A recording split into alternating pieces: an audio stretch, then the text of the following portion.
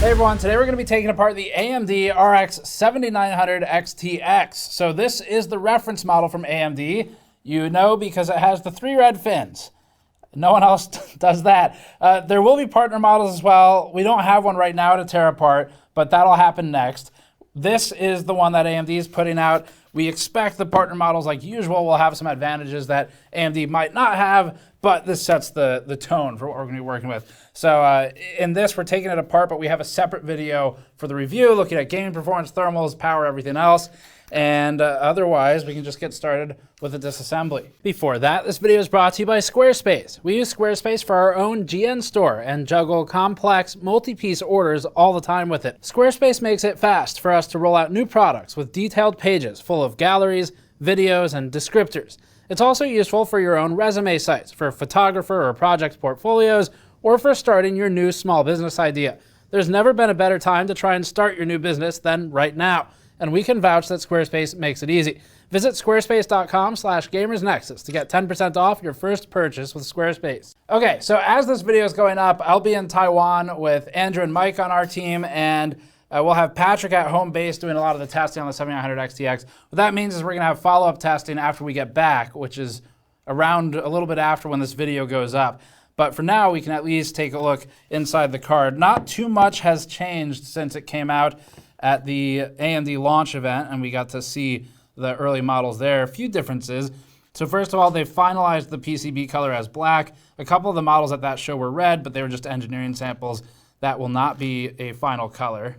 Other than the PCB now being black on all the reference models, you will not see any red ones, at least retail, coming out. They've also blackened the PCB that's in here. We'll get a closer shot of this later once we take the fan out.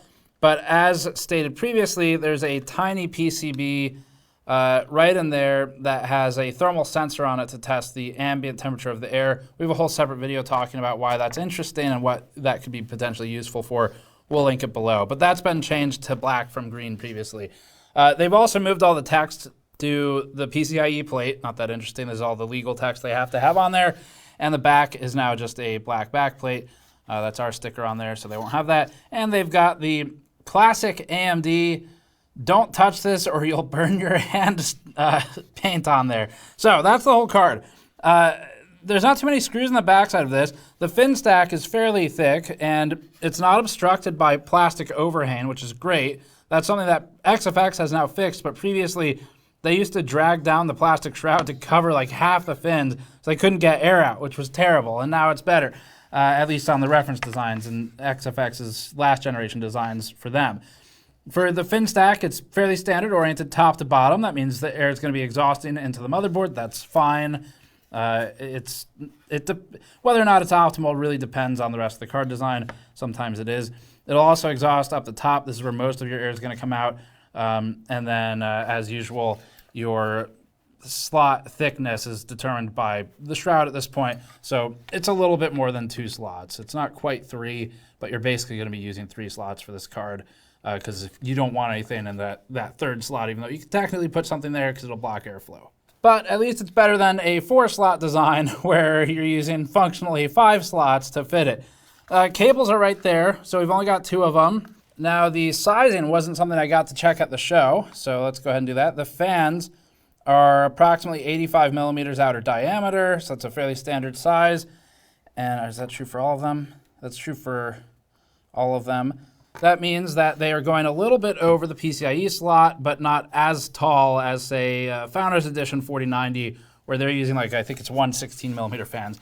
Massive fans, although it's basically a case fan at that point, but it's also super tall, and it's also why they run 2 of them. For the rest of the card sizing, before we take it apart, it is a little over 11 inches in total length, so about 11 1/4. We'll put millimeters on the screen for you. And for the thickness, I mean, we know it's functionally 3 slots, but if you want an actual unit of measurement that's not slots, it's about 2 1/8 or so. And then I guess we could do height as well. Why not? I'll measure from the bottom of the card, not the bottom of the PCIe slot. That's about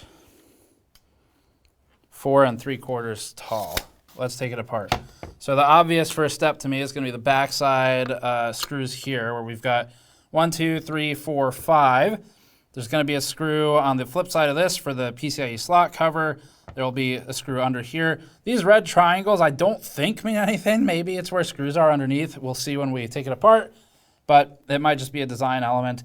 And then it's a metal, I believe, back plate, which is good because you could use it for heat sinking if they have thermal pads in there. All right, we're going to use the toolkit, and I'm going to track on the mod mat to my left. You can grab mod mats and toolkits on store.gamersnexus.net if you want to support us directly while also getting something functional and useful in return. So there's 2 screws. Now the actual 4 screws that are retaining the cooler to the GPU core, those are going to be underneath this, so we're not reducing the tension really on the cooler yet. Okay, so the back plate is now free. It was pretty easy to get off. Sadly, no utilization at all of the additional metal surface area. We've talked about this before. It can pull the temperature down a little bit. We've seen at most a couple degrees.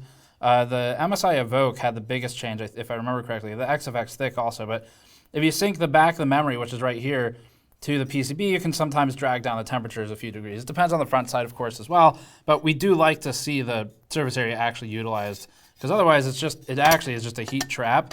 A little bit of use for structural rigidity to help with sag in theory, but you know, it's kind of a wasted opportunity for heat sinking. Anyway, that's the back plate. Very simple. They've got some tape on it to cover areas where they want to prevent potential contact, but otherwise it's just a black metal plate. If there's any doubt as to if it's metal, that sound just answered it. Okay, now we get to the more complicated part. So let's take a look here. We've got 4 just Phillips 1 size screws. They're going with the smaller, oh, it's actually even smaller than that. There's a Phillips 0 for the retention kit. So I'll pull out a Phillips 0 from our toolkit as well. That's the correct size. So those are Phillips 0, and then we have, let me count these screws, 15 screws that are just securing through the PCB into the cooler. So it's kind of a lot of screws for what they're doing here. This does help with spreading the load. There's more expensive ways to do it with fewer screws. We expect to see those on the partner models. But as long as AMD is avoiding the glue, we'll be okay. And the tape, because we're apparently using double-sided tape now if you look at the Intel Arc teardown we did. What is this? To be fair, it's not glue, it's double-sided tape. Okay, time for these to come out. I'm gonna track them on the mat as well, because there's a lot of them.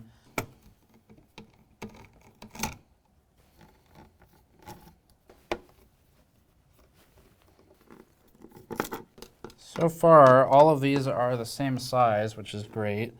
Sometimes they mix and match screws and it makes it really screwy to reassemble it and frustrating. EVGA used to do that a lot, the 10 and the 20 series. They'd mix smaller sizes in randomly, and then you'd find out when you stripped one. They're all removed.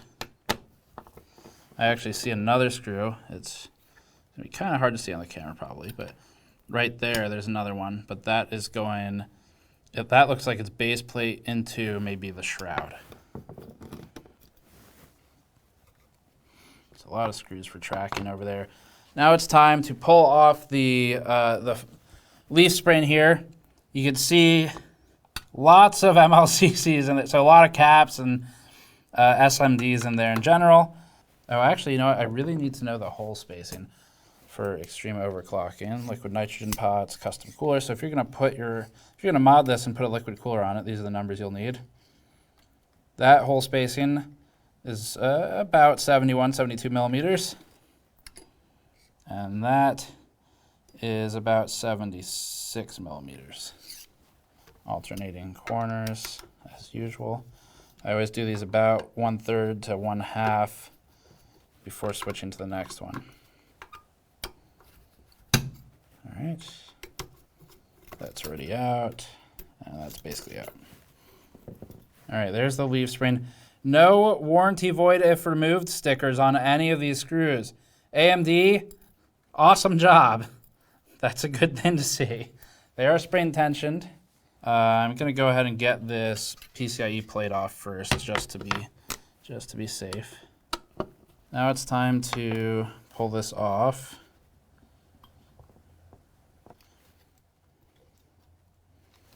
I lied. A few more screws. All right, this is kind of a lot of screws for a back plate.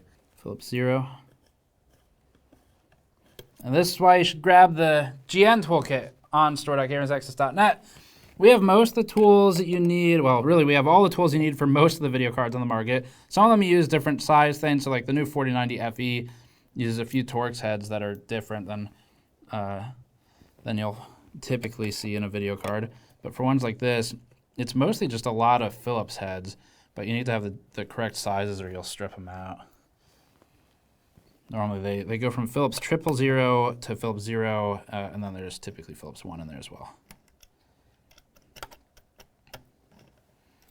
And for these screws especially, if you've never taken a card apart, you're maybe doing a water block or something, these, you really need to make sure, like don't use a Phillips 00 on something like this. It has to be Phillips 0, because if you go too small, you really only get like 2 bad turns on this where you slip and they strip out. And I've done it and it sucks because then you have to drill the screw out of the hole. Skip once we get to the bottom of it. All right. Okay, we should be good to go.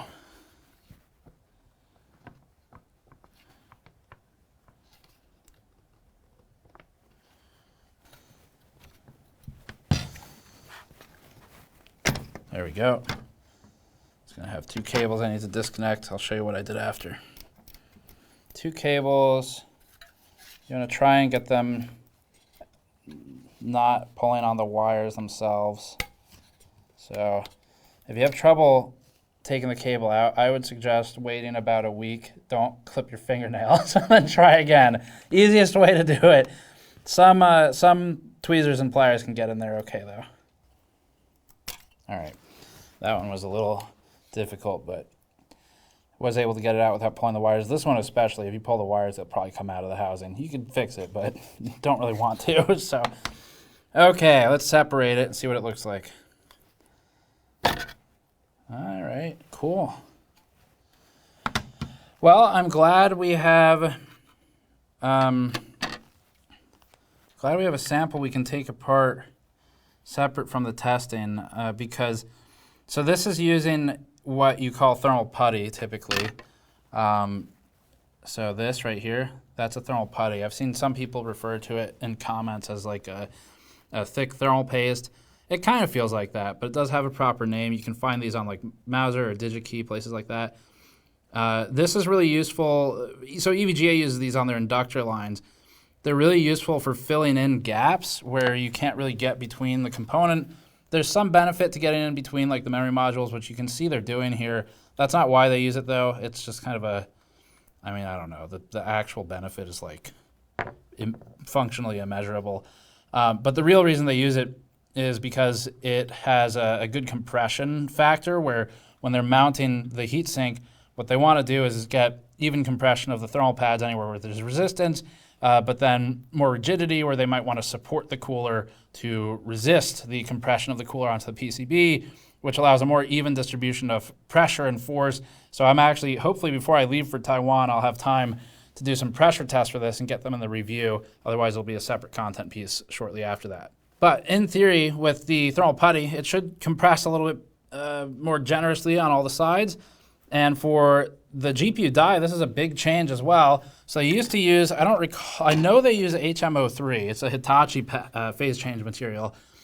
I think there's an HM01, but anyway, AMD used to basically just use Hitachi phase change solutions.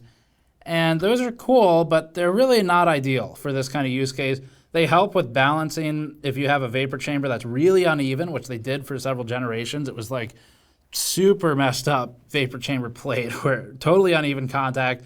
You could see like where the pillars were deforming the cold plate.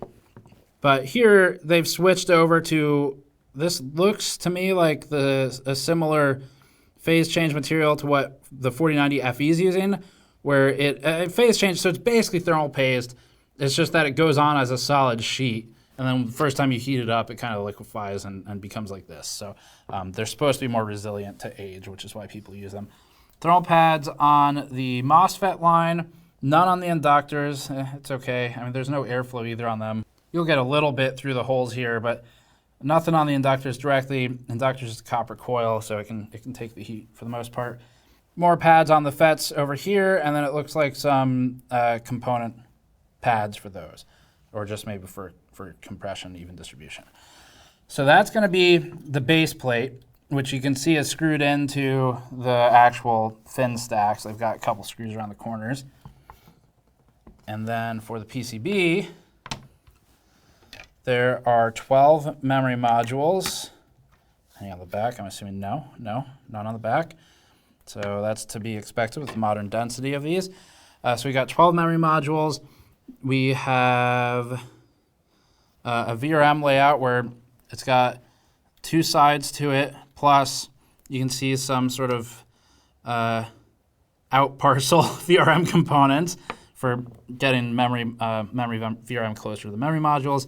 I would need to probe this to see the exact distribution of VRM to memory versus core, but pretty standard design these days to just run it on both sides so that you get fairly even distribution of the power regulation to the different parts of the GPU core. Underneath, you can see the beginnings of the GCD and MCD layout. So let's just polish that off. This teardown was pretty painless. So the alcohol we only need in quantities sufficient to clean off the GPU this time. No glue, no tape. So AMD, good job. AMD did not label the die, which is fine. It doesn't really matter.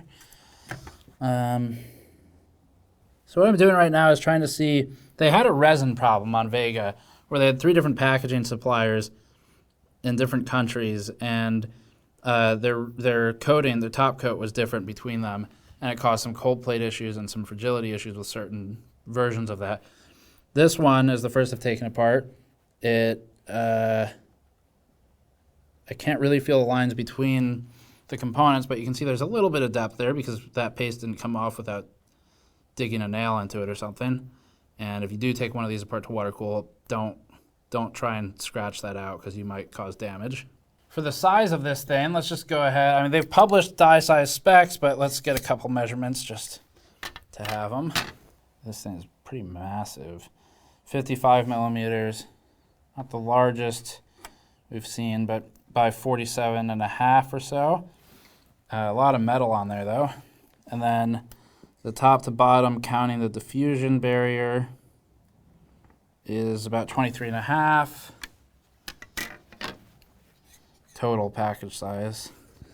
Let's try and get to the edge of the barrier here. By about 26 or so. So as for whether the cooler is actually any good, that'll be in our review. I can kind of tell from looking at it how it's going to perform, but these cooler designs are so standard now, and the heat density on this thing is different than what we've dealt with from AMD before. So we're going to have to actually just test it to know if it's any good. You can see there's an unpopulated spot for another pinout here. They have a pinout here for just turning the LEDs on. So if you wanted to externally power the LEDs, mostly useful for footage, but nothing else really, you could do that. They have unpopulated controller locations. And then it looks like maybe an additional BIOS location if a board partner wanted to solder one on and build a dual V BIOS. So this could be used as a reference launching point for board partners where they could go and populate some of those unfilled spots for with more hardware. All right, so that's it for the PCB right now. There's a good amount of power filtration over near the 2 8-pins, but let's go ahead and look at the cooler and that thermistor a little closer. First thing I'm going to do is disconnect the base plate from the fin stack. It's like a Sarlacc pit for screws. Okay, base plate's very simple. It's just an aluminum plate with some holes in it. So that's pretty standard. Set that aside. This is a vapor chamber, so you can tell a few ways. The first is because it is, and the second is because there's a few markings of it. So that's an indicator of a vapor chamber right there. And then the rest you can tell because it's elevated like this and sort of, I mean, it's clear that there's some volume in there, where there's the actual liquid and the copper columns. So is that a separate plate? No, that is soldered or welded typically to the fin stack. There's the fin stack. The 3 red fins do not go all the way down, just some paint on the top. They paint it all the way. They actually paint like the inside of that fin. So, I mean, as far as attention to detail, that's better than I would normally expect. I wouldn't have been surprised if the paint was literally just the edge and it was like spotty and splotchy on the inside and chipping off. But here they've actually painted the whole fin. So, I mean, whatever, you gotta have some flair somewhere. This is very standard. They've gone for as much surface area as they can get in terms of height without totally obstructing the fans. So they have to have that channel for the fan hub and the retention hardware. So this is I don't mean this in an insulting way. This is not a sophisticated cooler. This has been around for ages. You see these on everything. I mean, they've been on the RTX 20 series used these for all their reference designs. AMD has used these for the 6000 designs. So they've done some patching up and improvement, but it's not particularly advanced or different in its execution. And again, not meant as like a knock on it. It's just it's not impressive as a cooler. It's kind of standard. Okay, a bunch of small PCBs in here, probably for lights. Definitely for lights. This is the fan cable. So the fans route to this. It's got extra pins in it. That's because of the thermistor. Let's take a look. Probably should have taken this out before dismounting it.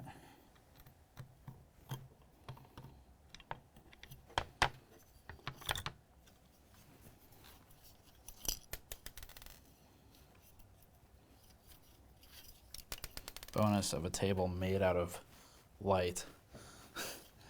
Okay, so this is a little different. If you wanted to replace this fan, first of all, these are Delta fans, and the model, if you ever need to buy one, it's a 12 volt 0.45 amp fan, and we're gonna go ahead and just type that model number on the screen. It's being retained by this thing down here. Is this just plastic?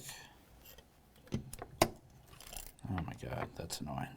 Okay, it's like they installed a separate piece of semi-translucent plastic just to hold that in. Now we can look at the thermistor. The thermistor is only on this outermost fan. It's going to be nearest your case intake. So there's the PCB. That's what's got the temp sensor on it. So we'll draw a circle around that. That is the temperature sensor. It does not spin. It's just spinning because it's not screwed in right now. The blade spins, obviously. That'll get the temperature at intake, which is pretty useful for all the reasons we described in a separate video. I would say it's part gimmick, but part actual tool in a way that for enthusiasts will be fun. Okay, the rest is all PCBs. This kind of construction is always frustrating to us just because you're getting into the tape now, and replacing these fans will be kind of it's going to be a pain in the ass. It might be, I don't know how easy it's going to be to find a replacement fan in the future. You could definitely get one without that thermistor, so that wouldn't be too bad if a fan dies. Fan death is not too common, but it is common enough that it's the most common failure of a video card, and it's totally fixable. So anyway, just if you ever have to swap the fans, you're going to have to take all these screws out, all these little plastic retainers. AMD could have done better here. This could be built into the design. Typically, that's how they do it, where they just have a piece of metal that's built in. EVGA did a fantastic job with the 4090 FTW3. That will never see the light of day, but they did a really good job routing the cables with that, and it's all built into the housing and the molding. So we'd like to see AMD improve here. It's a little bit excessive. What do they say now? Extra. It's a little extra. Words like excessive are big and difficult to say. So that's going to be it for the teardown for the 7900 XTX reference design. The actual thoughts we have on performance, those will be in the review, so check that out. I'm going to try and do some pressure and flatness testing before I leave town here so it can go up in the review. And the additional thermocouple testing, like on the memory, we probably won't be able to add in for the review, but maybe after it, just because of the travel we have. But we're gonna have all the gaming performance, ray tracing, everything else. So check back for that. That gets you up to date on this thing and potentially helps with water cooling plans. Thank you for watching as always. Subscribe for more. You can go to store.gamersnexus.net to grab one of the mod mats or toolkits we used in this video, or patreon.com/gamersnexus to help us out directly. And we'll see you all next time.